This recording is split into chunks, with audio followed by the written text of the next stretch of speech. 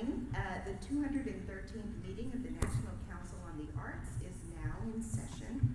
I'm Maria Rosario Jackson, Chair of the National Endowment for the Arts. For accessibility purposes, I am a woman. I have dark curly hair. I'm wearing a black jacket and a black and white top. Welcome, members of the National Council on the Arts, arts leaders, NEA staff, members of the public, and members of the press. Thank you for making time to be with us today. For the record, joining us in person are Christopher Morgan, Huáscar Medina, Keenan Asme, Michael Lombardo, Rani Ramaswamy. Joining us virtually are Bita Becker, Bruce Carter, Connie Williams, Emil Kang, Gretchen Gonzalez Davidson, Ishmael Ahmed, Camila Forbes, Maria de Leon, Paul Hodes. Absent today are Aaron Dorgan, Deepa Gupta, Fiona Prine, and Jake Shimabukuro. And now, please welcome Donna Collins, Executive Director of the Ohio Arts Council, to say a few words. Donna.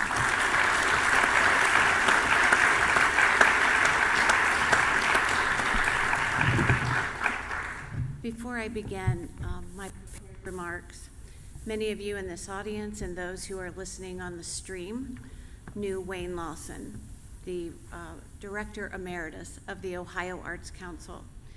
Wayne passed away in a week or so ago, and so instead of a moment of silence, let's have a moment of celebration for everything that Wayne Lawson did for all of us as friends. He was our mentor, he was a leader, he was visionary, and we know the work we do at the Ohio Arts Council is because of the work he did when he was our ED. So let's hear it for Wayne Lawson.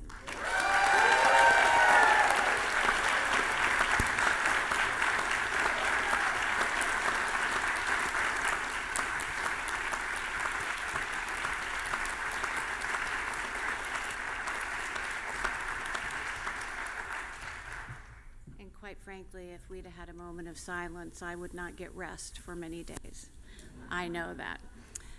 So on behalf of the 11.7 million residents of the Buckeye State, the Ohio Arts Council Board, chaired by Ginger Warner, and my team are honored to welcome the National Council on the Arts and the National Endowment for the Arts here to Ohio. We also welcome all of you in the audience here in Columbus, and those of you watching across the nation. A word about us. The Ohio Arts Council is a state agency that funds and supports quality arts experiences to strengthen Ohio. Communities are culturally, educationally, and economically better because we're all working together. We help Ohio excel by investing, innovating, engaging, and leading through our world-class arts and cultural sector. It's all about you. Yesterday, members of the National Council and the NEA staff visited with artists and organizational leaders in Southeast Ohio to experience how the arts impact rural communities. And of course, that's in line with the focus of today's convening. At the OAC, we know and we value Ohio's rural communities. Through our work, Fund Every County, the Ohio Arts Council actively makes grants in all 88 counties, including our 72 counties classified as rural or partially rural. I know, you can clap. Oh, they're our colleagues from Southeast Ohio. Additionally, the state of Ohio has demonstrated a serious commitment to providing opportunity for access for rural residents.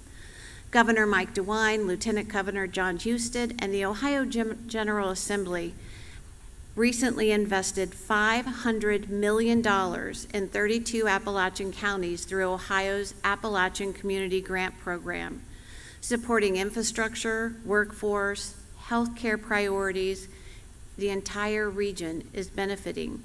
These opportunities also incorporate the arts and culture as key project components.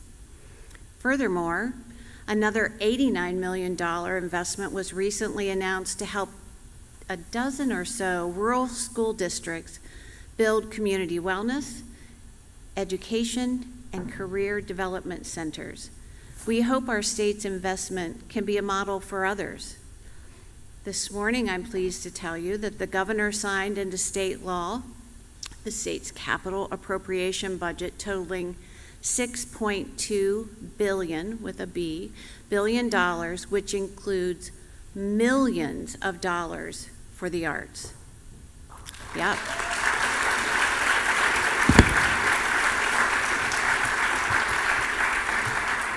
The investments continue to grow, and Ohioans are direct beneficiaries. Our continued appreciation and a thanks again to Governor DeWine, Lieutenant Governor Houston, and the entire General Assembly. We are so grateful to have showcased Ohio's rich geographic and cultural diversity during the course of your visit, Council and staff of the NEA.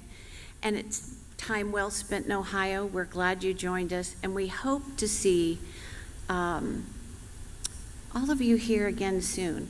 Maybe you could have your next meeting here too. I'm not sure the staff will be excited about that, but it's a lot of work. Thank you all for being here.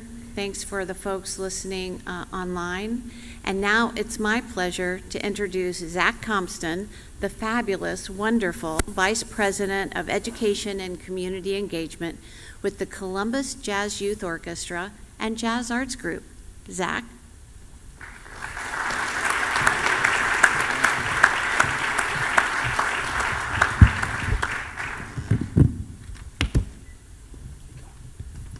Good morning. I first want to acknowledge Donna Collins as an arts manager in Ohio and a product of rural Ohio and now raising a family in central Ohio. I personally am humbled at the work and the passion that she exudes for enriching all of our state through the arts. And there are several generations now of arts managers who can thank Donna in part for their advancement and their love of this field. So a huge thank you to Donna Collins.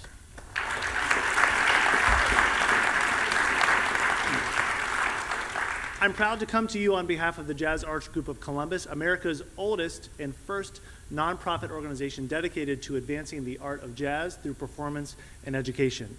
Just last fall, we celebrated and wrapped up our 50th anniversary as the Jazz Arts Group, and we had celebrations of the Columbus Jazz Orchestra with internationally renowned artistic director of the CJO, Byron Stripling, amazing concerts here on the stage of the Lincoln Theater, and of course our education programming. But one thing I want to tell you is that as we rounded the corner of our 50th anniversary, there was a task at hand to forge the future of our organization, and that was to hire a new CEO. I would like to introduce to those of you in the audience one of the brightest arts leaders and visionaries who is back to Columbus for the second time. Our CEO, Katie Coy, is here.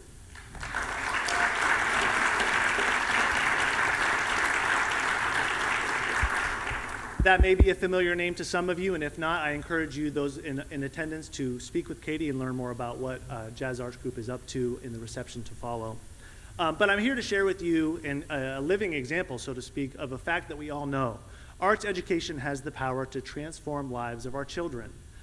Those of you that are here know that. You live that fact out in your lives. Here at Jazz Arts Group, I've been humbled for almost 12 years to oversee the education and community engagement arm of our organization. We believe the simple fact that jazz, America's art form, can be utilized to inspire people of all ages to be more creative, to find their individual voice, to come together as a diverse group of people, and to do better for our world. That starts with pre-K. We go into classrooms using jazz as a tool for classroom readiness in some of the most at-risk communities here in our city. We continue that teaching history and the magic of this music, the connection that this has to our American history, which is forged with the blues, the black experience in our country, and so many more sort of inextricable links to what jazz is all about. And then we teach them how to play and use the music for their creativity and their voice. So just upstairs here on the 4th floor at our Jazz Academy, 30 students are wrapping up their week 2 of summer camp, where they will go over to our beautiful Columbus Metropolitan Library and perform their final performance. And we will present today a segment of our Columbus Youth Jazz students as well. The Columbus Youth Jazz program consists of 100 students from Central Ohio that come on Sundays to the Jazz Academy upstairs on the 4th floor from 7th through 12th grade. These are instrumentalists and singers, Some of them are in the urban school setting, some of them in suburban, and some of them, in fact, as far away as Dayton area and Cincinnati area. And they come to play jazz. And the result is so many things. They go on to be engineers and doctors and, of course, professional musicians. But what we found is the outcome of our work is that they're better human beings because they found their musical voice, they found a connection to who they are, and found a way to share that with others in a very democratic way that jazz is able to represent. So it gives me great privilege to introduce 5 students throughout the course of the day, 2 of them on this set this morning. The first of which is a student who just graduated from Bexley High School here in Ohio, Central Ohio, and will go on to the Ohio State University to study jazz studies, and he's a wonderful trumpeter, but today he brings an original piece to you entitled A Walk in the Park. Will you please welcome Jordan Steinbrook to the stage?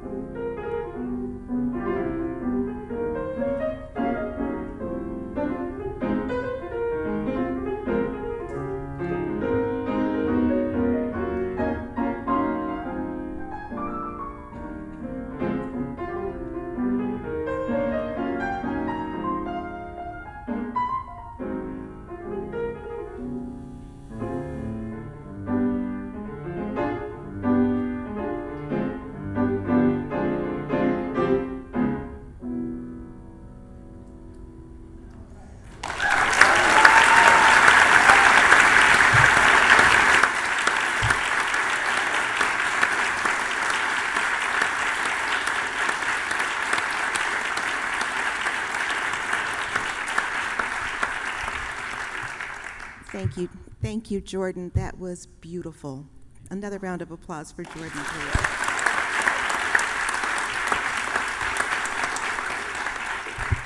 And thank you to Donna and to Zach for their remarks earlier today. A little bit of context. Established by Congress in 1965, the National Endowment for the Arts is an independent federal agency charged with making sure that all the arts are available to all Americans. By advancing equitable opportunities for arts participation and practice, the NEA fosters and sustains an environment in which the arts benefit everyone in the United States. We are a funder, a grant maker, and also a national resource. We're a convener, connector, a catalyst, and we bolster arts, design, and culture in all communities. The National Council on the Arts advises on agency policies, programs, and grants. Our first order of business will start with the minutes from our last meeting. Can I get a motion to approve the minutes from our meeting on March in 2024? So moved. Thank you. Second? Second. Thank you. All in favor? Aye. Opposed? Thank you. Now, please welcome Ayanna Hudson, Chief Strategy, Programs, and Engagement Officer at the National Endowment for the Arts. Welcome, Ayanna.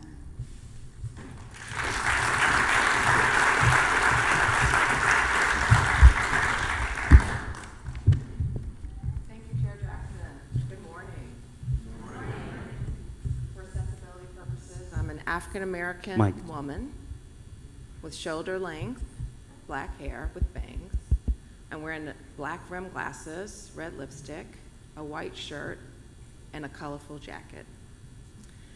Now we will proceed with the application review section of the agenda.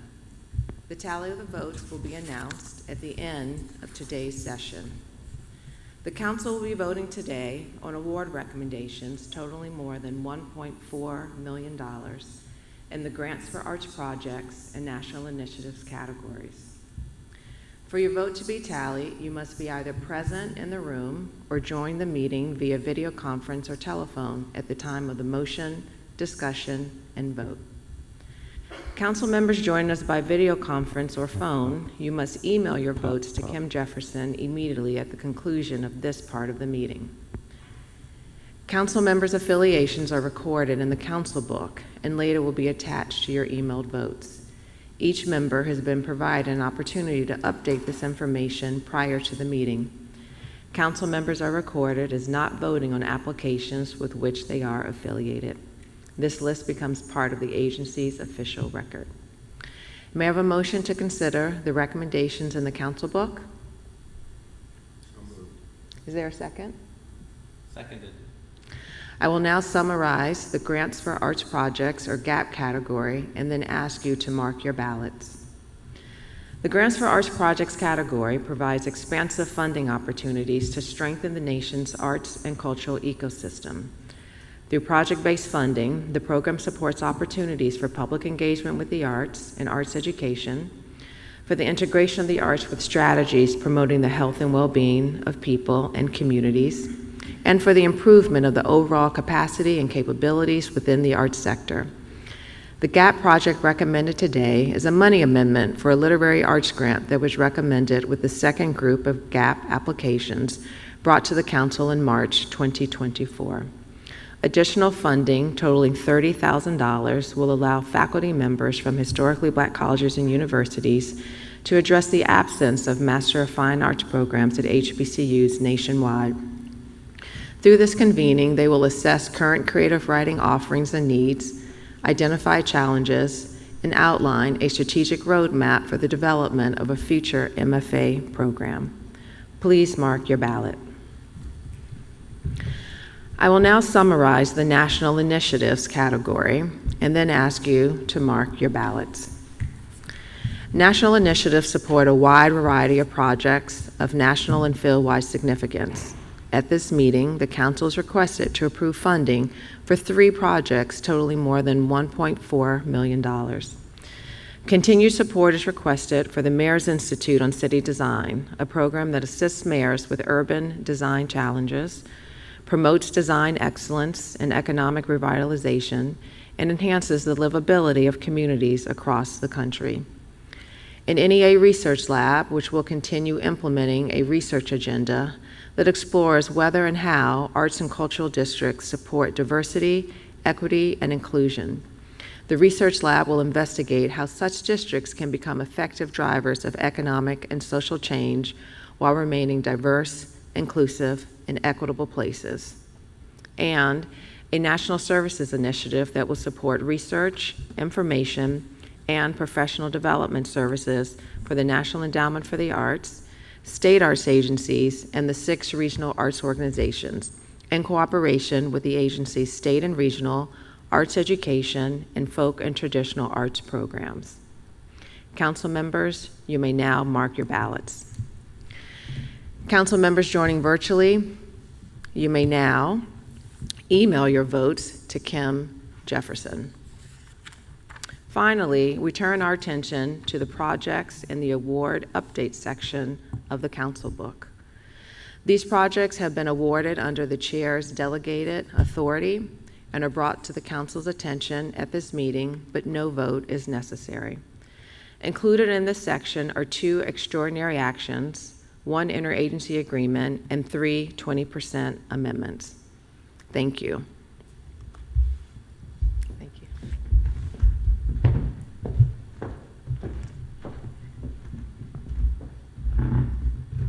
Thank you, Ayanna. In the next few minutes, I'll share some updates with you since our last meeting in March. On April 13th, the NEA, in partnership with the Kennedy Center, hosted the 2024 NEA Jazz Masters Tribute Concert. Amina Claudine Myers, Gary Bartz, Willard Jenkins, and Terrence Blanchard were this year's class of NEA Jazz Master Fellows.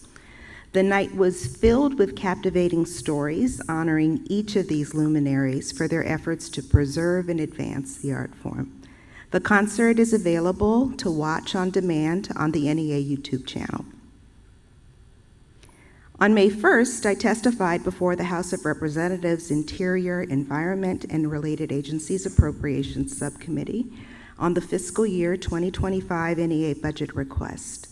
For fiscal year 25, the NEA has requested an appropriation of $210.1 million to carry out its mission to foster an environment in which the arts benefit everyone in the United States. It was an honor to speak before the subcommittee to highlight the NEA's work in communities of all kinds. We're proud to lift up how the arts strengthen our communities, contribute to our economy, and promote our well-being.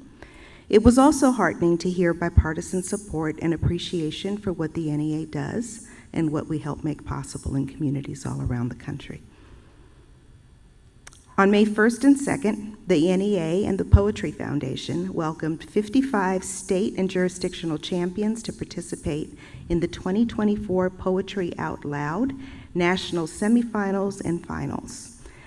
It was inspiring to see these students bring poems to life. This year's winner was Nivea Glover, a 12th grade student at Douglas Anderson School of the Arts in Jacksonville, Florida. Recordings of her and other participants' performances are available on the NEA's YouTube channel. Special thanks to Council Member Huáscar Medina for serving as a Master of Ceremony at the final event.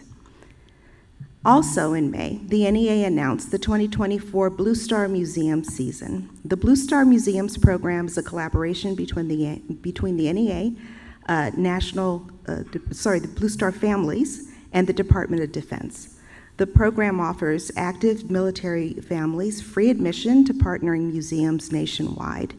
And the 2024 program began on Saturday, May 18th, which is Armed Forces Day, and continues through Monday, September 2nd, Labor Day. Participating museums can be found in all 50 states, the District of Columbia, Puerto Rico, and the U.S. Virgin Islands. On May 15th, the NEA announced its second round of grants for fiscal year 2024, and those were approved by Council back in March. The NEA awarded more than $110 million in grants for arts project, Our Town, and the state and regional partnerships funding categories. Recipients include organizations from all 50 states and U.S. jurisdictions. More than 1,200 grants for our arts projects. Our Town grants were approved for funding. On June 10th, I participated in an event hosted at the White House with the White House Domestic Policy Council as part of the Juneteenth commemorations, our newest national holiday. I spoke on the importance of the arts and culture in preserving and advancing Black culture and history, defending our humanity and dignity, and in expressing our trials, triumphs, and joy. We continue to build on the momentum of the Healing, Bridging, Thriving Summit, which we held in January, and we're strengthening relationships across the federal government to integrate the arts into diverse areas of policy and practice. As mentioned at the last council meeting in February, we kicked off an interagency working group on arts health and civic infrastructure. This is co-chaired by Health and Human Services Secretary Javier Becerra and me. And we held our second meeting in May with 20 agencies participating.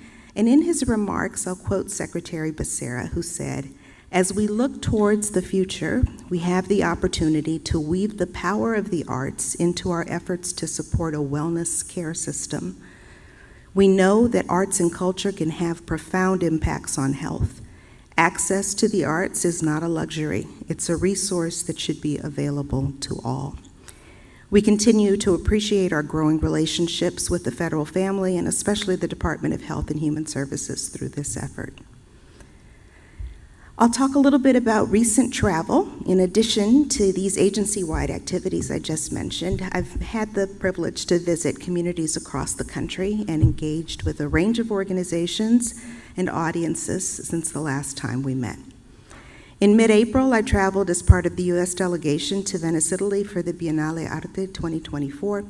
The Biennale provides a unique and prestigious opportunity to promote cross-cultural understanding and exchange. This year, in collaboration with the State Department, the NEA helped support the exhibition of artist Jeffrey Gibson, who is Mississippi Choctaw and Cherokee. He is the first Native American artist to hold a solo presentation at the American Pavilion at the Biennale. His work lifts up the resilience of Native and Indigenous people and offers a fuller narrative of American history. Later that month, I joined the Doris Duke Foundation in New York City for the Creative Labor, Creative Conditions Symposium. I spoke with Foundation President Sam Gill in a fireside chat about the importance of viewing arts professionals as workers and recognizing their contributions to the creative economy and beyond. We discussed the changing landscape of the creative economy and the lessons that can be applied to help secure fair compensation for arts professionals. On May 8th, I joined the Urban Institute in Washington, D.C. at their Board of Trustees for a panel moderated by the New York Times reporter Emily Badger on the future of downtowns. The COVID-19 pandemic has changed our ways of working and the character of our downtowns, and the panelists and I discussed how the arts can play an important role in reimagining downtowns and ultimately can be key elements of new versions of places that offer benefits for all residents. On May 10th, I returned to one of my alma maters, the University of Southern California, Price School of Public Policy, to deliver commencement remarks. I discussed the role of the arts in tackling our most pressing issues as a society, allowing us to see things from different perspectives, and in strengthening our civic infrastructure and democracy. While in Los Angeles, I also met with President and CEO of the Recording Academy, Harvey Mason Jr. In our conversation, we discussed the power of music and how it can improve individual and community health and well-being, as well as the NEA's history of work at that intersection. In addition to this, we spoke about the effects of artificial intelligence and the need to protect the rights of artists. I also had the opportunity to participate in a keynote panel conversation at the American Alliance of Museums annual conference in Baltimore, alongside Dr. Susan McSamon of Johns Hopkins, Terry Lee Freeman of the Lewis Museum of Maryland African American History and Culture, and Renee Fleming. We examined the role of museums and cultural institutions to promote thriving communities. The conversation provided an opportunity to help shift the paradigm of museums and cultural institutions to enter the civic arena and more fully embrace their roles as consequential community assets. Toward the end of May, I traveled to Puerto Rico to join the Association of Arts Administration Educators for their conference, and the theme this year was Intersections and Innovations. In their opening keynote, I spoke about the range of ways that the arts contribute to healthy, vibrant places and how we can prepare arts leaders to take the reins, deliver positive impacts, and strengthen arts ecosystems. I also had the opportunity to meet with Estuario, one of 6 organizations selected by the Environmental Protection Agency to host an artist in residence as part of the new EPA-NEA initiative announced back in January at the Healing, Bridging, Thriving Summit. Their incoming artist in residence will focus on community engagement to restore a ravine known to be affected by illegal dumping and pollution. Additionally, we met with Urbe a Pie and the Flamboyant Foundation, and we discussed their work as a cultural resilience hub. Through the support of the Flamboyant Foundation, Urbe a Pie provides basic emergency services and cultural programming in the wake of natural disasters. This helps to promote long-term recovery and social cohesion, well-being, as well as provides employment to local artists. On May 30th, I visited Uvalde, Texas. We were welcomed by Uvalde teachers Mary Santos and Elaine Valenzuela, who shared their experiences from the Uvalde Love Project. The NEASA helped to support the Uvalde Love Project through a Chair's Extraordinary Action Award to Mid-America Arts Alliance. The project involved the creation of a deeply meaningful mural created over the course of 40 community art sessions. The Uvalde Love Project is a testament to the power of art to help individuals and communities process and begin to heal from tragedy. The following day, I traveled to Austin, and I spent the morning at Art Spark Texas, a new Creative Forces community engagement grantee.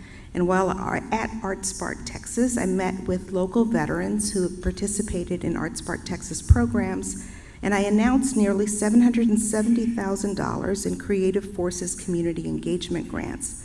And these grants support organizations that create opportunities for service members and military-connected people to engage with art, which contributes positively to their quality of life.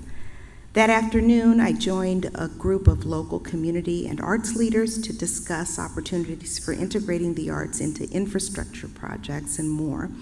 It was a fantastic conversation. It was wonderful to hear about how the arts can unlock our creativity and contribute to our best work, including the work of building our new infrastructure in cities. I look forward to seeing what comes out of the conversations and what the organizations will do as the year continues. In early June, I was in Honolulu, Hawaii, as part of the U.S. delegation to the Festival of Pacific Arts and Culture, also known as FESPAC. FESPAC is the largest gathering and celebration of Pacific Island nations and culture and takes place every 4 years. While there, I met with arts leaders from the Pacific Island jurisdictions, Guam, American Samoa, and the Northern Marianas Islands, to help strengthen our relationship with them and to help identify opportunities to increase our support of their arts ecosystems. In mid-June, I traveled to New Haven, Connecticut, joining Representative Rosa DeLauro. It was inspiring to see the city through her eyes. We began our time there with a visit to the New Haven Botanical Garden of Healing, which relies on arts and design to help communities heal from gun violence. Following our visit to the Botanical Garden, we held a roundtable conversation with NEA grantees and local leaders to hear about the work taking place in New Haven. We finished our day at the International Festival of Arts and Ideas, featuring wide-ranging performances and opportunities for arts engagement that touched on history, climate change, and many other topics. On June 17th, the NEA and the National Alliance for Musical Theater brought together the 8 winning high school students for the Musical Theater Songwriting Challenge concert in New York City. The students worked with industry professionals to produce fully orchestrated renditions of their compositions, which were sung live by Broadway performers. This was an inspiring concert, and it's available for on-demand viewing at arts.gov. Last week, I traveled to Chicago for the Theater Communications Group's annual conference, and I provided an update on the NEA's work to support the theater and performing arts sector and the role of the NEA as a national resource. Again, a convener, connector, catalyst, and amplifier, in addition to our funding work. Yesterday, NEA staff, National Council on the Arts members, and I had the opportunity to visit Passion Works Studio and Mount Zion Black Cultural Center, two local organizations in Athens providing services to Appalachian, Ohio. Engaging with the arts workers and leaders from these organizations was just wonderful, it was inspiring. Passion Works is a nonprofit that provides career opportunities for artists with developmental differences who use upcycled materials to develop environmentally responsible and sustainable art. And Mount Zion Black Cultural Center is the recipient of a Citizens Institute on Rural Design grant used to restore and transform a 150-year-old building into a community center and asset that preserves and presents the contributions, history, concerns, and aspirations of Black Americans in Southeast Ohio. These organizations illustrate the power of the arts in a number of ways, and they reflect the importance of the arts to rural communities. As we'll soon hear, the arts play special, crucial roles in small towns and rural places across America. Arts, culture, and design are vital economic drivers, foster social cohesion, create connection, help express local character and identity, and honor local histories, and more. They're critical to building thriving and vibrant communities. We're committed to increasing access to the arts, helping organizations and leaders unlock opportunities for community uplift through the arts, and ensuring equitable opportunities for arts engagement throughout the country so that every person has the opportunity to live an artful life.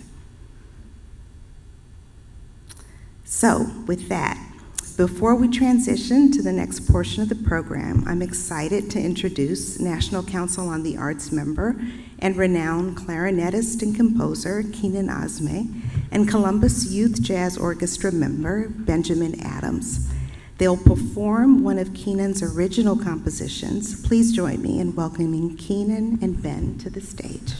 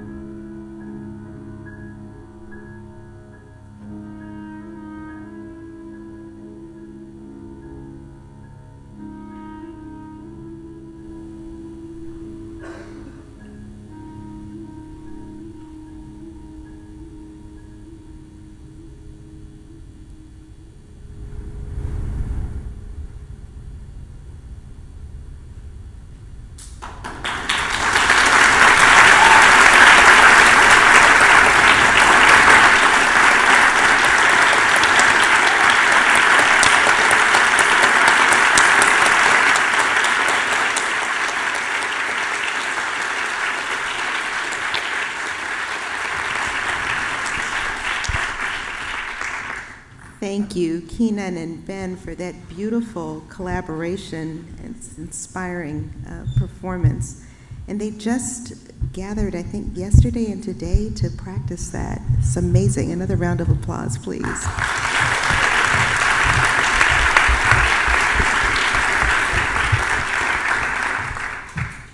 Thank you. Recognizing that some communities, including rural communities, may have been underserved historically by grant funding opportunities, the NEA is dedicated to strengthening existing national initiatives like the Citizens Institute on Rural Design. Special initiatives take into account the unique characteristics of rural places and provide support to organizations where opportunities to lift up culture and experience the arts from many sources have been limited as a result of systemic inequities related to geography, economics, disability, ethnicity, among other factors. As part of this work, the NEA is showing up as a national resource, supporting and producing research on impacts of the arts. We're facilitating the integration of arts across the federal government to benefit all and create new and more opportunities for artists and arts workers. And we're also increasingly asserting as a convener, as we are doing here today. We've gathered a group of leaders who are doing transformative work in small towns and rural communities to engage in conversation with NEA Director of Design and Creative Placemaking, Ben Stone. These conversations will provide insights into needs and opportunities in rural communities and small towns. So please join me in welcoming our first group of leaders in conversation.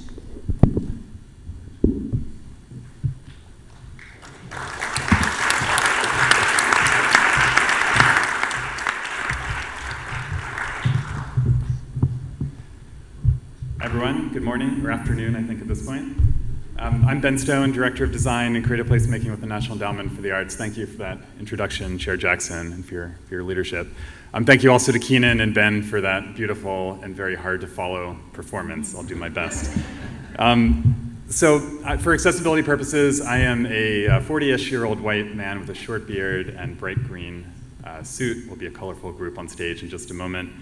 And my job for the next couple minutes is to set the context for the rural arts and design conversation we're about to have, explain the format of that conversation, let you know what you all are about to witness, and then tell you what I think some of our goals are for all of you today, what we hope some of the takeaways from our conversations will be. Much like the arts world in general, from my perspective at least, the rural world is sometimes hard to speak about with broad strokes. Just like the arts world is divided into many different disciplines, rural communities are quite different, and when you start talking about rural places, you often slip into cliches. So rather than trying to characterize what is rural America, I will just tell you just for a couple of minutes what really has drawn me to participate in rural arts and design and community development work for the last decade or so. And for me, as somebody who's never lived in rural America, it's really about the fact that I started my professional career, working at the neighborhood scale in my hometown of Baltimore, which is of course not a rural place at all whatsoever. But I will just say that working at the neighborhood level, the neighborhood scale, even in an urban place, much like in rural places, you find leaders who wear many, many different hats. Many of us who were participating in the conversation last night heard from some leaders who wore so many different hats and serve in different kinds of roles, including roles that perhaps you're not even professionally trained for, but just get roped into doing. If any of you have ever joined a neighborhood association or volunteered in your neighborhood, maybe you've been in a similar position.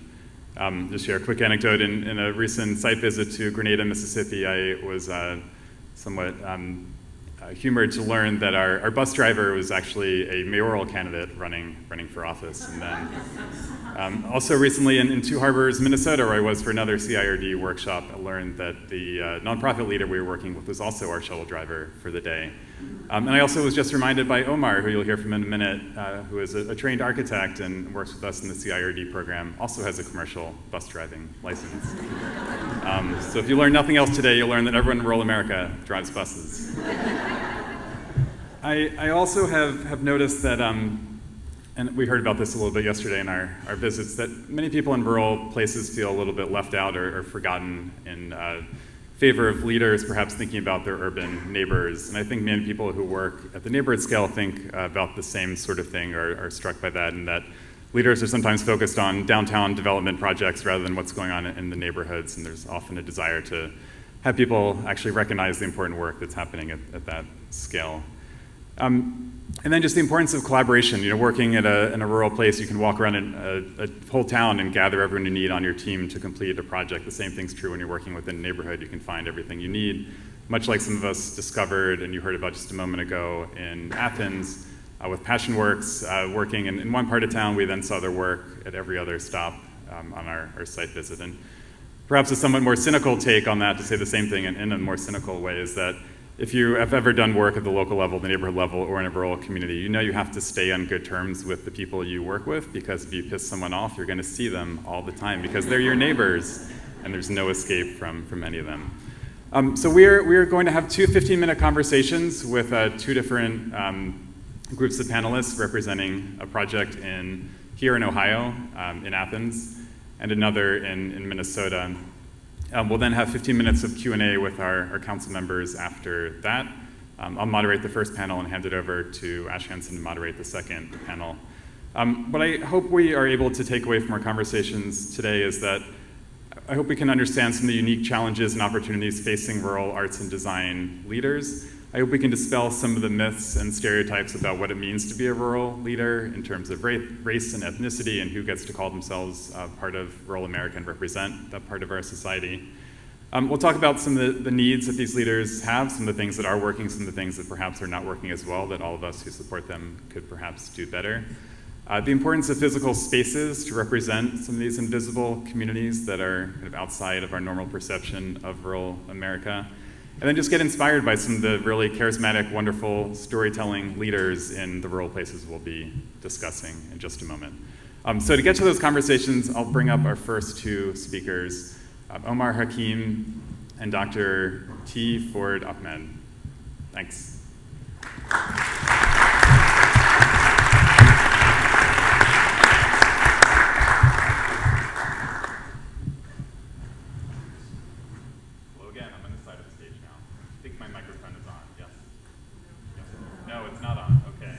Talking until I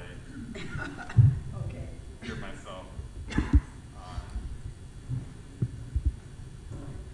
that work better? No. Check. This one's on. Omar has this on, okay.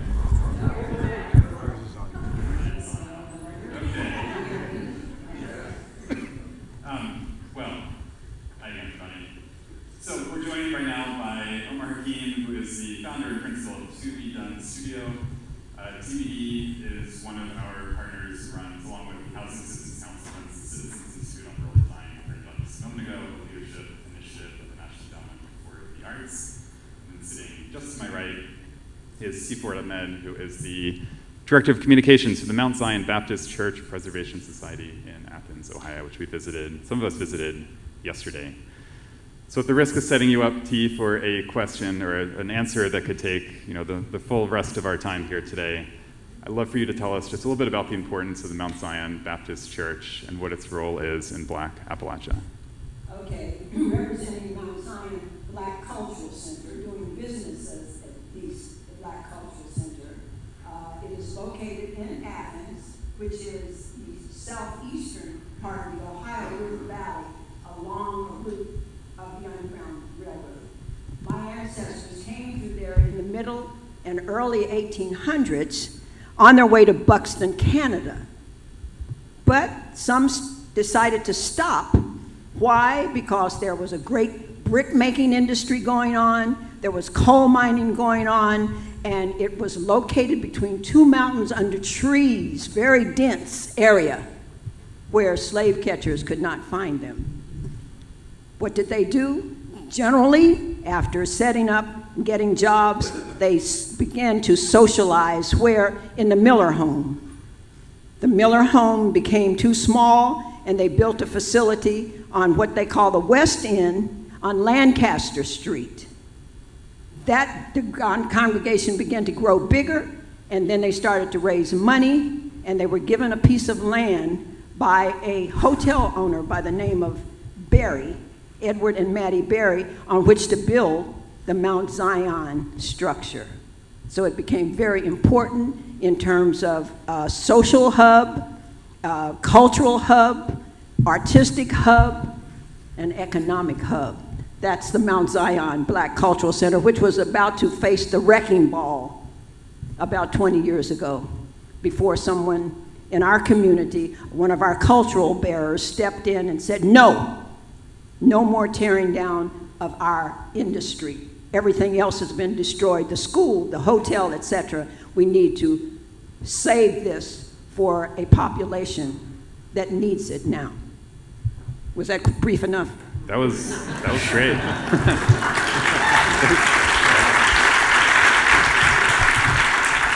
There's so much more to the story, so I'm glad you're not leaving the stage quite yet. We'll get back to you in just a moment. Omar, for you, we just heard a little bit from Chair Jackson about what Citizens Institute on Rural Design, or as we'll probably refer to it now, CIRD, is all about. I'd love it if you could tell us just a little bit more broadly about what it is you do in the program, and then specifically what you did in Athens. Okay, yeah, happy to. As a bus driver, what I usually won't go there. So my name's Omar Hakeem. I'm an Arab American person. I'm wearing a blue jacket with a blue shirt, and I have dark hair. What do we do at CIRD? I mean, we get to work with rural communities across the country and help realize their visions. And it's I will make a rural generalization, but I think it's an important one to make. When you work with people that don't often have a lot of resources, you get to work with people who are also resourceful. And that is an absolute pleasure as an architect, to work with people who are so resourceful. So that's kind of our joy, and also get to work with people like T and Ada and others on their team that are just wonderful, strong, amazing leaders that inspire us. But we get to work all up and down the spectrum. So we look at kind of the large scale vision all the way down into the building, kind of examining every different piece of it. Another kind of generalization I guess I'd say is good design is informed design. You have to be informed about the work you're doing. Otherwise, in my opinion, it won't be successful. It won't do all the things that we need to design to do in the built environment today, which is a lot, because we're dealing with a lot as a country. And it's important that we really kind of swing hard. So how do we get informed? We talk to people. And one of the things that CIRD allows us to do is work with communities over a longer period of time. So we're connected for at least 18 months. And in the case of Mount Zion, it's been 4 years. And, we get to be friends and colleagues and partners. And so we have time and space to listen and understand better the vision that people are seeking. And we also have space to get down into the details. And it's important for me as an architect to offer the work of an architect from a technical perspective as well. So it's not just visioning and post-it notes and that kind of stuff. We get in and build, like in the case of Mount Zion, a building information model, a parametric building model, so that we have an understanding of how the building is working. We work on floor plans. We try to understand the sectional quality of the building. Like, the church has a sloped floor. How does that play into the fact that it might be a multi-purpose space? And the pews, which are beautiful, are built to set on a sloped floor. And so we're getting into that level of detail and also trying to expand and think big about their future, because they have so much energy, so much passion. You all do, T. And you're going to be outgrowing your building soon. And how do we do that in a smart way and grow and expand? So trying to get all the way across the board is important to us. I'll just note, as probably everyone in the audience has noticed, we have some images of the project scrolling behind us. T, I'd love for you to talk a little bit about what's been going on recently in Athens, some of your recent success and how you've been able to pull off what you've been able to pull off. Well, with this brilliant model for us to follow, we had hundreds of hours of work to do. And so we started immediately working toward the political arena. And I'm so happy to announce that the Governor's Office of Appalachia awarded Mount Zion $7 million plus. 3 months.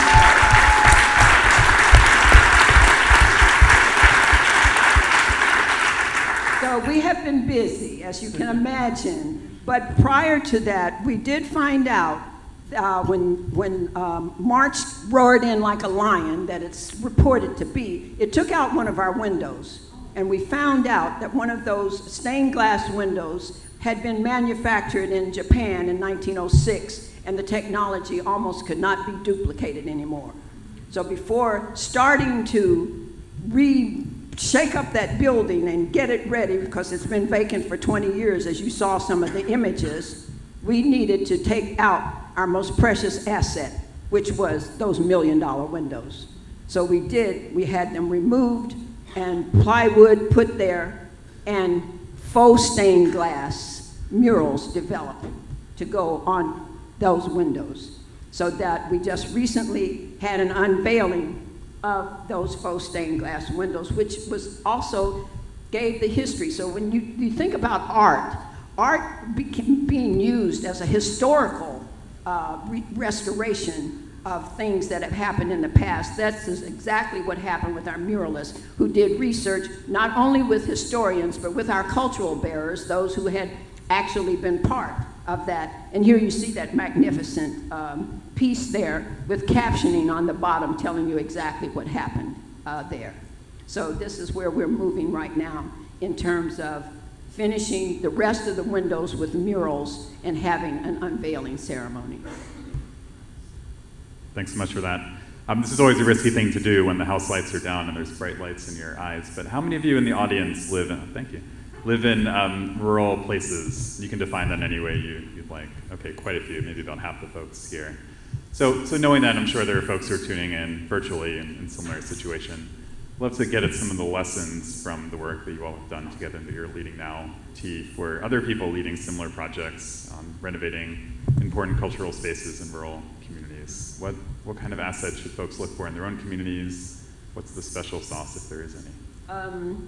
For us, we live in a community with about 20,000 students at Ohio University. With that kind of resources available, and you needing research to find out exactly what and how, the first place we went was to that university, to the business school, to do some research to find out exactly what should this building become. And for a whole semester, a professor in his class researched about 2,000 students, alums, even talked to the businesses uptown to find out exactly what should happen in this building. The number one choice that they requested, if you can believe it, was a soul food restaurant, okay? And the other aspect was, of course, you better have Wi-Fi because we want to hang out there, okay? Again, the social hub for a group of people that had no place to go, actually. And we have maybe between 2,000 and 3,000 not only descendants of Africans, but from Asian countries, from the Middle East, from everywhere, that are students there that don't really do the bar scene that you know that usually happens in towns there. So that was the little 35-page executive summary that we handed over to CERD to say, please take it. We had no idea that they would then go out into surrounding communities to really find out, and we found out that the surrounding communities had no place to go either. So then we had to look at ourselves again and say, well, my God, we're going to be a regional center, not just for Athens, but for all of the surrounding communities that have minority areas. There's a lot out in the district who identify as WINs. That's probably a term you may not know. Anybody know what a WIN is? Okay, those are folks who cohabited with our indigenous population, as well as there was a lot of Germans that moved into that area with lots of money that hired a lot of those people. A WIN is a white Indian Negro, and many identify, we have there was a huge population of Shawnee there. So we will become a hub for the regional, not only of our ancestors, but for the international population as well as the winds. Thanks so much. We're just about already somehow at time, but Omar, I'd love to hear your perspective too. We're working through a CERD in 8 communities now, and you've worked in so many other rural places. Anything that you think can be drawn from the story? Yeah, very briefly. Just start something, because as you can tell from T, the energy of the kind of inertia that you feel when you work with someone who's just passionate and has started with something is contagious, and others will follow. So don't kind of wait for the grant or the whatever. Just start. And then it may be cliche in the design world at least, but community engagement, talking to people, I think especially in rural places, if everybody's not on board, it's really hard to move things forward. And when things slide back a little bit, it's hard to kind of move them forward again. So start arms wide and get as many people into the conversation. And of course, when you get people into the conversation, you have to respond to what they're saying and listen. So if that means shifting something, shift. But arms wide and just start marching it forward. Great, thanks so much. Join me in thanking these two wonderful speakers.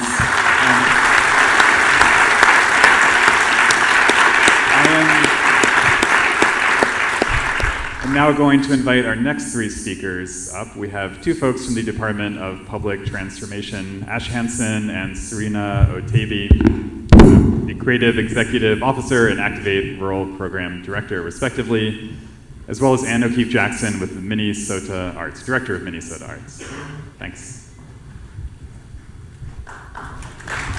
Thank you, Ben. Hello, everyone. Hello, Council. My name is Ash Hansen. I'm a white woman with light brown hair, and I'm wearing a black shirt. I also drove a little yellow school bus across the country, interviewing rural artists before starting the Department of Public Transformation, which, in addition to being a play on words, is an artist-led nonprofit organization that develops creative strategies for increased community connection, civic engagement, and equitable participation in rural areas. We are committed to working with artists as agents of change, to illuminate and transform systems that have historically maintained an equitable access to resources for rural residents. We also act as an intermediary, distributing funds directly to individual rural artists, organizations, and communities, and operate as translators and pollinators, promoting urban-rural solidarity. We have our home base, the Yes House, which is an in-progress creative community gathering space in the town of Granite Falls, Minnesota, population 2,700, on colonized and occupied Dakota land. Through our projects and relationships, we strive to be good stewards of the land and its stories. As you heard, each rural community is unique. You've been to one small town, you've been to one small town. However, there are a few challenges that are pervasive in many rural contexts, primarily caused by, as Chair Jackson mentioned, decades of disinvestment. We seek to address some of these through our work: social isolation, rural blight, and narratives of despair, all with a lens towards geographic equity and philanthropy, and rural representation in arts and culture and civic leadership opportunities. We have a 150-year vision because we know this is generational and relational work. Rural work comes with a deep level of compassion and understanding of the long-standing extractive economic practices and increased politically divisive propaganda that has led rural communities to an ingrained sense of narratives of scarcity, isolation, and apathy. We invite you to join us in actively pushing against these narratives by expressing abundance, connection, and ambition, and by advocating for diverse and creative rural futures. We do this on a local, regional, and national level through programs that support rural artists with our Ignite Rural at-home artist residency, providing living stipends, wellness funds, and project budgets for rural BIPOC and Native arts leaders to do their work in and with their home communities across the Upper Midwest, which was supported in part by the NEA. Thank you. We connect rural artists and municipalities through our Rural Civic Arts Partnership Program, working with rural leaders to expand the understanding and the value of working with artists in the civic realm. We nurture the rural arts field through programs like Beyond the Clock, monthly learning exchanges for rural connectors and cultural workers across the country. And we activate rural assets through the Activate Rural program, which we're here to discuss with you today. And with that, I'm going to turn to my colleague, Serena, to explain what our Activate Rural program does. Serena. Thank you, Ashley. Hi, I'm Serena. I am an Arab American woman, long brown hair, and a yellow scarf. The Activate Rural program is near and dear to my heart, and it is a learning lab, a public workshop series. The Learning Lab portion of the program started last year with 5 teams from around the state of Minnesota. The goal was to work with teams located in communities of under 10,000 people, and in Minnesota communities, but also the Native nations that share this geography. And you can see the images that are rolling. These are the locations, the teams that we're working with around the state, and they're all focused on cultivating creative physical places of connection. And they're all taking on building projects in their communities. They're creating spaces for themselves. 3 out of the 5 projects are BIPOC-driven or Native-driven, Native-owned spaces, including Anne here that'll talk more about her project. We are working towards equitable access to financial and social capital and public participation, process transparency around projects. Each team received $25,000 in community engagement, for community engagement projects working with artists, but they're all artists and activators themselves. They also, we work really closely with them, or I'm basically like a coworker to them. We do monthly check-ins. I provide the technical pieces, but also emotional support. Sometimes we're just checking in on like, how is it going? All the challenges that they're going through, all the, even the pressures that they have within their community to make something like that happen. And then workshops and other resources. And the Learning Lab is funded through the Mellon Foundation, and then the public workshop series just launched this year is funded by our Minnesota Employment and Economic Development Agency. Awesome, thank you so much, Serena. And Anne, I'm so glad you were able to join us for this discussion as a long-term friend and partner of DOPT and a participant of the Activate Rural cohort. Can you tell us about your organization, Minnesota Arts, the importance of owning and stewarding your own space in Redwood Falls, Minnesota, and what led you to seek support from DOPT's Activate Rural program? Good afternoon, everybody. My name is Ann O'Keefe Jackson. I'm Dakota from Lower Sioux in Morton, Minnesota. So Minnesota Arts, so Minnesota is actually a Dakota word. It means cloudy waters. So it was important to have a space that recognized we were on Dakota homelands in that area.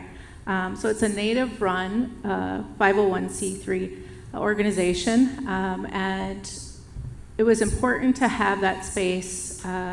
It's 6 miles right outside of our reservation in Morton, and so it was important for us to reclaim that space in Redwood Falls, where there's historically or no currently any Native-owned property in that space. But to bring a connection to the history, the colonized history, accurate history of Dakota people and Native artists in general from across the country, to give an opportunity for their voices, their artwork to be seen, and to have that in that area and to be a catalyst for community conversations. So really what drove me to applying for this program is the experience in working with Ashley in the past, being inspired by her work in recreating and wanting to redo a building. I've wanted to redo a building for, I don't know, forever. I mean, we're to the point where people think I'm crazy, so I knew Ashley would be understanding. And to really understand that you need to have that physical space for people to be in, to have a safe space. Our space will even have a commercial kitchen because like a lot of cultures, when we gather, we eat. And so it's always important to have space where you welcome people in that way. For Dakota people, to be a good relative is to be everything. And so we really want to have a space that's safe, where people can gather and really share intimate conversations and learn from each other. Thank you, Anne, and it has been such an honor to learn from and with you in our region. Serena, in your role, you work with arts and community leaders and asset activators across rural Minnesota and beyond. What are some of the recurring challenges facing these leaders and projects, and why is building ownership, access to capital, and creating third spaces like the one Anne is creating so important for marginalized community members in rural places? Yeah, it started, or my journey, I should say, started from my home community in Granite Falls. From my experiences there, when I moved back, took on a building project, and I was young, it was a while ago, younger, and I wasn't taken seriously. Trying to go on that journey of accessing capital was very difficult for me. When I would be in the room, they would assume, the white guy with a beard next to me, which I later married, but they thought he was the one that, they should be talking to about this project, the building project we took on. But it was like, no, it's me. And even, it took me joining, I became a city council member in my community for people to take me seriously. And like, this is a legitimate project. We are gonna make this happen. It did, anyway, eventually did happen after 5 long years.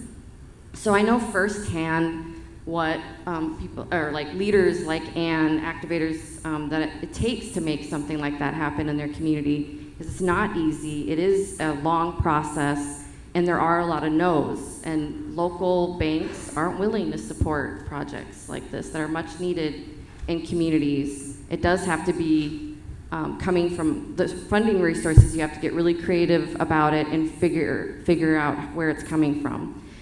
And so, yeah, that funding piece is a reoccurring, always there challenge, but it's also the credibility piece, people like taking you seriously when you're going on that journey.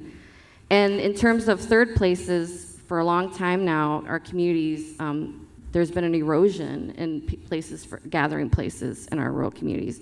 For example, Jasper, a community of 600, one of our Activate rural teams, they only have a gas station left for folks to gather. Their cafe is gone, the school is gone, churches are, also gone. So all those traditional places no longer exist. And so they're trying, so what are those, what is the next step? What are the new spaces? What do they look like?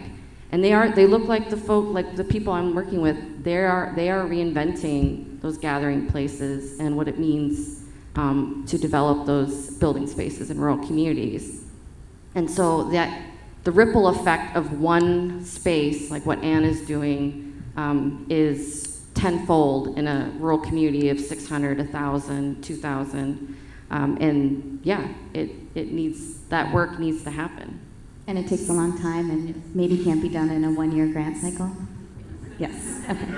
And there seems to be an increased trend in philanthropy and in national organizations to provide technical assistance to local organizations and leaders. Can you talk about the type of assistance that's most useful to you in your role that you have received, either through Activate Rural, or are there any other assistance or resources that would be most helpful for rural arts leaders like yourself?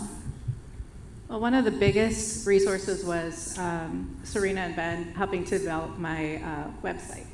Because those are some of the barriers as far as applications. You need to have a link to your website, and I'm not very techie. So, and that was kind of as you're trying to find money to purchase a building, insure it, work through your dumpsters and all that, and then to figure out how to, develop your own website, which is essential to do any funding. So it was a great help. Just the endless amount of support that I get from them of even knowing that I can call them and say, hey, I'm trying to figure out this grant application. Can you review it? Can you read it? You know, like all of that support, that's been extremely helpful. And because some of these organizations, even Ben and I had spoke a little bit about the government or community granting funding that requires you to have support from local government is somewhat of a barrier too, because a lot of times for BIPOC or Native or people of color, like you don't have that support. Sometimes they don't see the value of you or your work in these communities. So to have someone sign off on that support is very difficult and can sometimes be a barrier to what you're trying to accomplish. Because even as, you know, some people in town have said to me, like, well, then this is just for Native artists. Like, no, Native art is art. And so for you to, like, for people to understand that, that's not, thank you. And it's not just for certain people. It's not for just your own community. It's for everyone, and to find value in that, so. Thank you for naming both of those really important points about support and Native art is arts. And you take a really unique approach to the technical assistance world. Serena, can you talk a little bit more about that?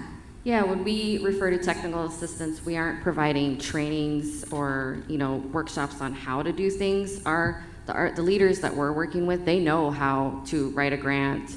If Anne wanted to make a website happen, she probably could figure it out. But they don't have the time. They all have full-time jobs. They're trying to make this other piece work. So what we're giving back is the time, and so I will I'll draft up the bylaws for you. I'll make your articles of incorporation happen. We'll do your website. We'll make it happen. We don't need to teach you how to do all these things because it just needs to get done. And that's what the Activate Rural team, what we're there for, is we're trying to just get that stuff done for them. Thank you both. And just this importance of valuing local, existing, rural assets and talents and leaders, funding pathways to capacity over short-term project-based opportunities, because everyone, regardless of where they live, deserves equitable access to welcoming communities, well-designed gathering places, and thoughtful programming to express their creativity, their traditions, their art forms, and expand their social networks to increase overall civic engagement and quality of life. So we're about to invite our friends back up, Ben and Omar and T, to engage in a conversation with the council as well. But just, you know, in hearing this and some of the challenges that we're facing related to access to resources, we encourage each of you that are in positions of wealth redistribution to look at your funding portfolios, and whatever percentage you are currently giving to rural places, double it, at least. And maybe we'll get closer to that 20%, which is how much of the population lives in rural areas. And I'll hand this microphone over to Ben when you guys step back on stage here. Let's welcome our other presenters back to stage.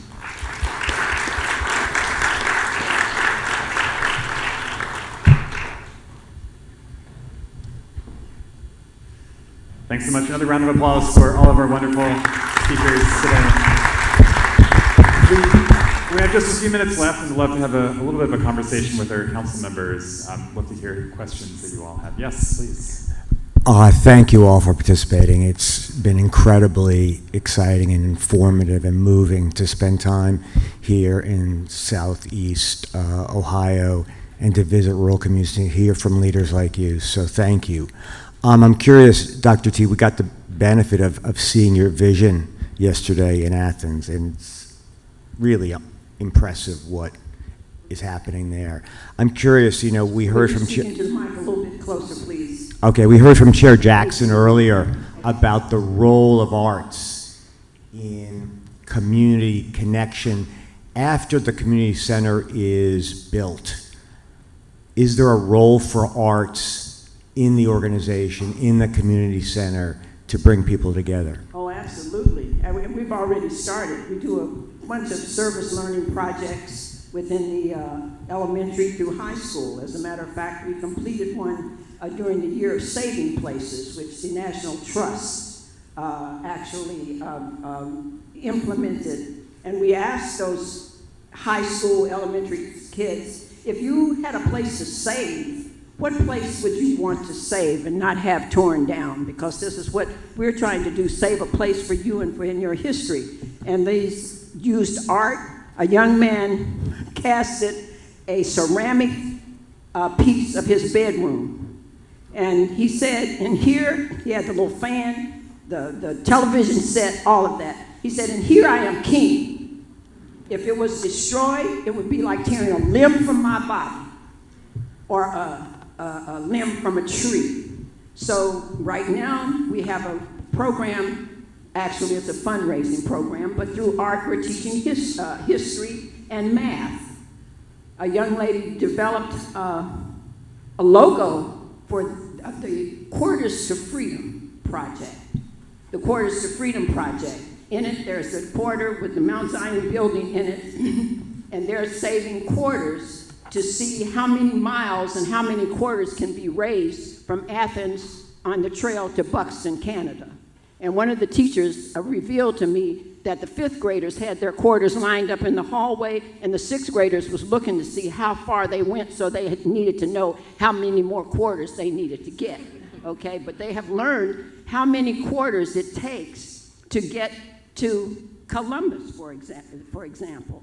How many to get to Akron? How many? That is an ongoing project, and now that some of them have graduated from elementary school to intermediate school, it's happening in the intermediate school. Some have graduated to high school, and they're in high school now, and they call themselves the Andrew Jackson Davidson Club, the AJD Club, because they also found out that in our county courthouse, they say that every lawyer that had ever practiced in Athens, their picture is hanging there.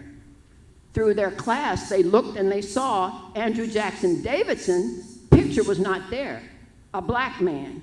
And so they rallied together and went to the judge and said, we want Andrew Jackson Davidson's picture hung in the building also. So there's social service projects that are taking place. They found a picture, and one of the young ladies with some art skills in intermediate school drew a picture of Andrew Jackson Davidson. Andrew Jackson Davidson's wife was General Custer's cook, General Armstrong Custer's cook, and he worked with the hotel Berries that I mentioned before, a building that was torn down, that was built in early 1800s, 1890s, and probably the richest black man, or maybe man, period, in Ohio at the time, with the Hotel Berry. Theodore Roosevelt visited there. Carl Sandburg visited there. That was one of the buildings that was torn down. And it was this history that we were teaching the kids in the schools in order for them to develop an appreciation of the history, and they did, and they have, and they continue to combine art not only with history, but art with social studies. So we will continue doing that kind of thing within the community, and the college, of course, is cooperating, and a graduate student is don't give them a thesis to come up with. They will come up with an art piece to work with those kids within the system, so we hope to continue carrying that out. Thank you, fantastic. I have a question. I work with rural communities in Kansas, and something I always run into is the strong leadership that I see in all these communities. For Omar, what do you think are the advantages of working in these smaller, hyper-local rural communities? I mean, you mean for the leaders themselves? Yeah. I think, you know, there's a possibility. I mean, I think all over our country, all towns, cities, everywhere, there's cultural identity. But in rural communities, I have had, you know, I've experienced that they have such a strong and sometimes unique rural cultural identity, like T was talking about, the kind of Black Appalachian rural identity. And when you have that so clear, I think it is also, there's potential to then kind of amplify that and to strengthen it, and that's a really exciting and I think energizing opportunity to really kind of help galvanize rural identity. And that is just, I think, again, that's so important where we are right now as a country. And to make sure that those fabrics stay intact and not just stay intact, but continue to strengthen. So we need that. And I think rural leaders are really poised are doing that work and are poised to be doing more of it. And hopefully via forums like this, that work being shared. So that's a great opportunity.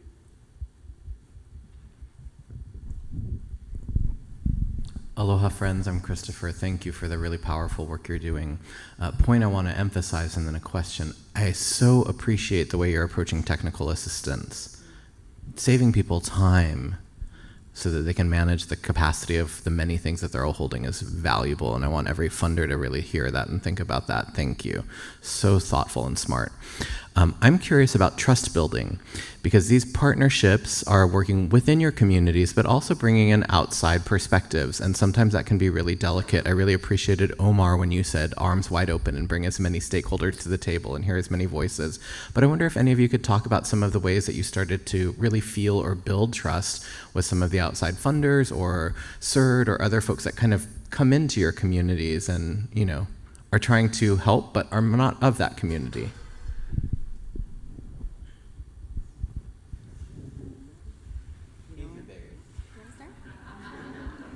I mean, I'll touch on that and I'll pass it to you, Ashley. But yeah, I'll speak more to the Activate Rural piece of it, because we definitely thought of that through our process and thinking through how we're gonna develop the programming, which is a big part of just the work that I do, is that I wanna make sure that anytime we do start our work in a community, that we understand that building trust takes time, which is why we need at least 2 years. And we're already thinking about, okay, how can we continue even beyond that? Because we don't want to just work for a little time and then leave. That's not how DOPT wants to work with community. Like our partnership with Ann, I want it to go beyond, because the project's not done in that time frame. It's gonna keep going, and that support is still needed. And so that is one way. And then also, I know our organization has done a lot of, like when we do bring in funders to meet, or to meet our projects or whatever the case is, we do a lot of the pre-work in advance to make sure we have an understanding of, be clear about the why you're coming.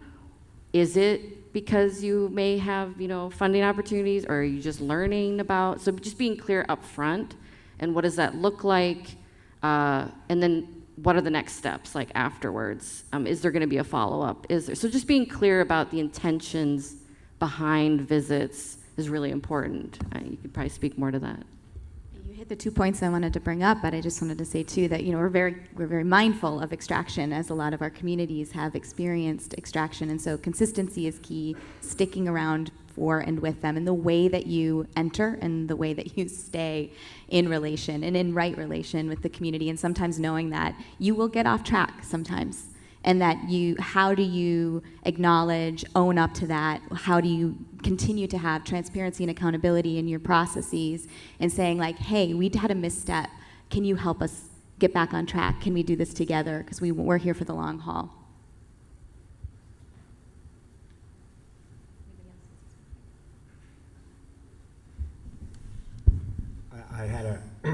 I thought what you were speaking of earlier, what's so clear that rural communities are isolated sometimes geographically as well as psychologically. And I'm curious, in Athens, where does the connection happen? Obviously the NEA doesn't have offices in every region in the country. How do people in rural areas, what do we need to be doing to make sure people are aware of what's available in terms of capital and resources? Because I see that disconnect as really being a challenge. Send in money. And I want to piggyback on that, saying, and help us tell our stories. I mean, so often the documentation piece of it is something we're also responsible for on top of everything else. So if funders can also help us tell our stories and help us lift up our own experiences and expertise, that's really useful too. So just to piggyback on that. I'll just add to the network building component of it. We spend a lot of time when the Citizens Institute on Rural Design program kind of launches its application portal. I don't know how many people, sign up for this newsletter or that newsletter. We spend a lot of time literally calling every rural practitioner, every community development corporation, every rural health hub, and I say, hey, do you know about this? Do you know about this? We all put in lots of hours. And I'd love to see stronger networks happen that would allow some of this information to be disseminated and disseminated easily, because people are wearing so many hats. Ben joked about the bus driver and the mayoral candidate, who's probably now the mayor. He, like in Spring Grove, where you guys have been working, the person leading that project is the school guidance counselor. He's on the Board of Education in that region and is helping lead this project. And I think he was doing one other thing, like Scott, just busy guy, has a lot going on. So how do we get that information out? And I think stronger networks, some of that's happening. I was happy to see the Art of the Rural kind of lifted up in the New York Times recently. More of that, more kind of understanding and strengthening and sharing the stories of the people that are already network building as well. Great.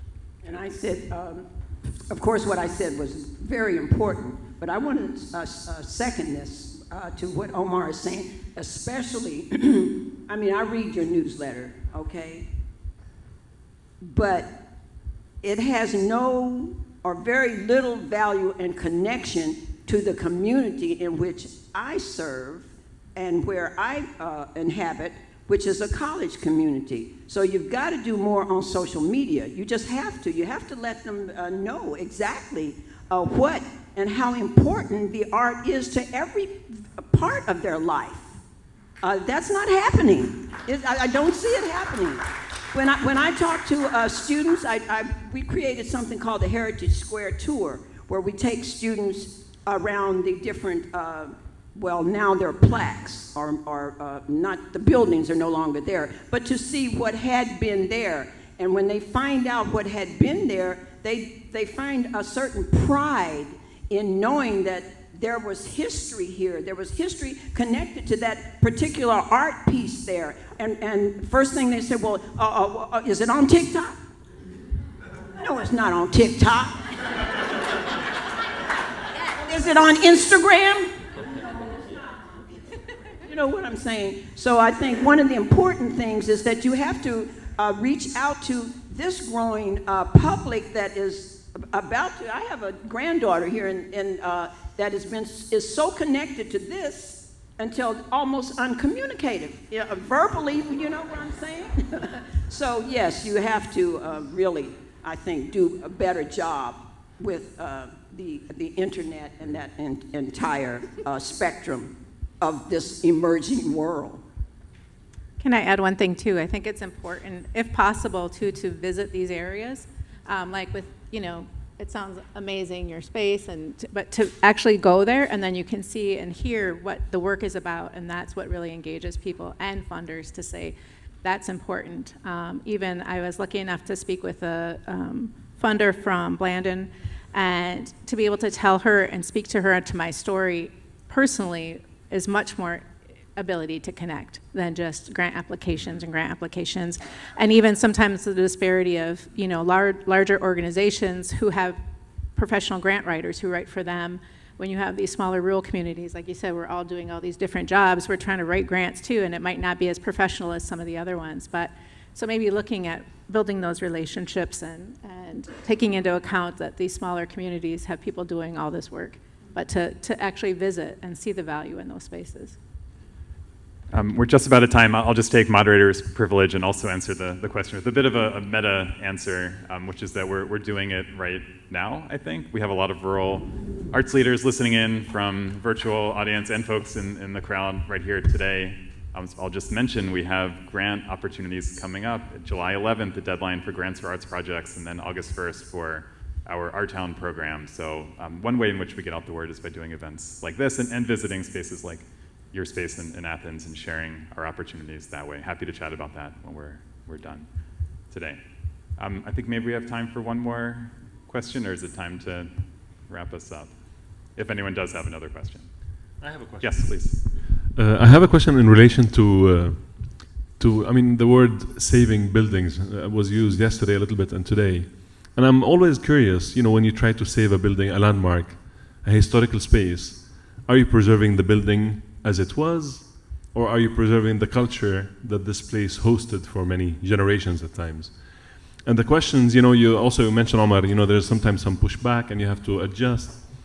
And I wonder, when you do this research in terms of repurposing a building, preserving it as a building, but also try to create the culture that was there, but also accommodating an ever-shifting culture too. And how long is that time frame where you do the research to let's say, you build a performing arts center in an old building? How long does that take? And who are the people you're meeting to gather the data that you need? And is it also cross-generational, or is it only people who had the past in connection to that specific site? I'll try to answer that as best I can. But, you know, someone mentioned, Christopher, you asked a question about technical assistance and kind of entering your community.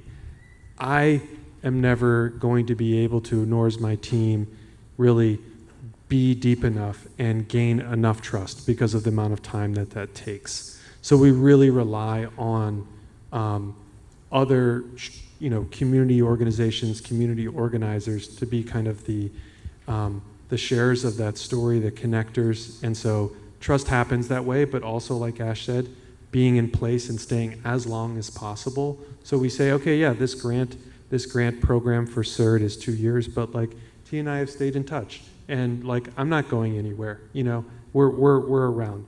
But to answer your question about the story and the timeline around the preservation of buildings, I think of it as there's memory in these spaces. It's for me, it's mostly about that. It's about what is the memory, and then what is the story that needs to be told based on our context now today, and hopefully thinking into the future related to that memory. Because I think at times we preserve buildings in a state in which they are vulnerable and in which maybe they're not the happiest memories. Like you're capturing and you're saying, save this, crystallize it, put a glass jar on top of it, and also all the things that come with it about its sadness as it had deteriorated. And so what we need to do then is leverage that as a way to tell the story, share a memory that is maybe painful, but also important. And so that's what it is for me, at least, is to capture that memory in that moment, understand that there are many other stories, and use it as a catalyst to make change in the world by sharing these moments. So it could be the current context, it could be a certain specific era, but it's, you know, we do have to recognize that all of these things are temporal. So I hope I answered your question.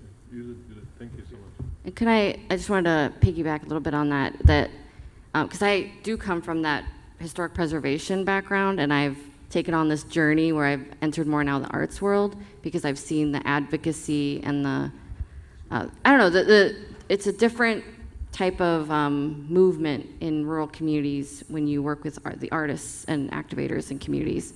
And I just wanted to lift up in the work that we do around buildings, it's also about diversifying building ownership. And so when you mention preservation and saving, we don't use those terms when we use activation because it is largely white-owned buildings in our rural communities. And so with the Activate, we are trying to push that, and so that there's more native-owned, like taking it on where Anne is actually taking on probably a former white-owned building. And so it's not preserving what it was in the past. It is completely changing who it is so that it is progressing and becoming a different space and a different the memory's there. It's no longer applicable to like what we need it to be today. And so that whole, like, changing the system around what it means for building ownership in these rural communities.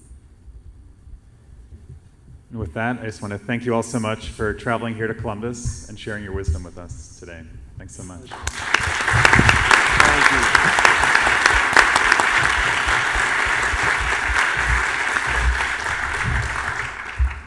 So thank you again to all our discussion participants, to the council members. Ben, thank you for your leadership in organizing this conversation. Thank you to our ASL interpreters. I want to express a gratitude to the Ohio State Arts Council and our NEA staff who made all of this possible. And thank you to all of you who are doing your work in the audience, and especially to those of you working in rural communities and small towns. Our time together, I think, has been really illuminating and inspiring. As the final piece of business, I'm pleased to announce that the National Council on the Arts has reviewed the applications presented, and that a tally of the council members' ballots revealed that all recommendations for funding and rejection have passed. So thank you for your work on that. Our next council meeting will be held virtually, October 24th through 25th. We'll have a special emphasis on local arts agencies and also on the role of arts in disaster response and recovery. The NEA is bolstering support for local arts agencies and increasing its investments in LAAs with the launch of the Local Arts Agencies National Cohort Program. And this program, through this program, the NEA seeks to build and strengthen a network of local arts agencies across the country, creating an opportunity for leaders to establish a learning community and share and exchange tools and strategies to respond to changes and challenges in the field. And we hope to offer resources and other assistance to LAAs based on best practices. To inform this work, we're currently managing a 2-part research study about local arts agencies and look forward to sharing more about that soon. So I invite you all to join us online for the next meeting. We hope that you'll follow the work of the NEA on social media and engage with the important work the agency is doing in supporting initiatives in your communities and communities nationwide. So thank you for attending. Thank you for tuning in. I invite everyone here in person to join us for a meet and greet with the council members and with me in the Lincoln Ballroom upstairs. And with that, the 213th meeting of the National Council on the Arts is now adjourned.